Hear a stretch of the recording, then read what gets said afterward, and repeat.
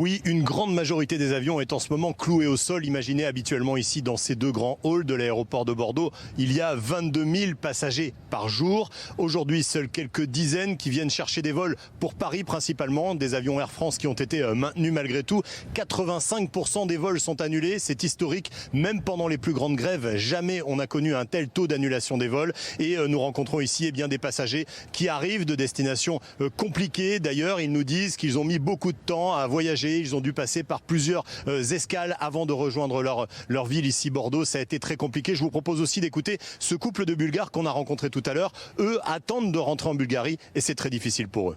J'ai pas dormi hier parce que je pense tout le temps comment ça va se passer, est-ce que c'est aussi dangereux. D'autres passagers se disent très angoissés par leur voyage. Ils décrivent des scènes notamment où tout le monde ne respecte pas les gestes barrières face au coronavirus. On les attend, qu'ils ont été entassés dans les aéroports, alors que nous, on nous demande d'être très vigilants et qu'a priori, eux, on les a entassés. Voilà. Toute ma famille, tout le monde reste cloisonné. Les gens ne voyagent plus là. Enfin, autour de moi, en tous les cas, non. Voilà. Alors la plupart des passagers que nous rencontrons l'affirment, les habitudes de voyage vont complètement changer avec cette crise du coronavirus. On ne prendra certainement plus jamais l'avion comme avant.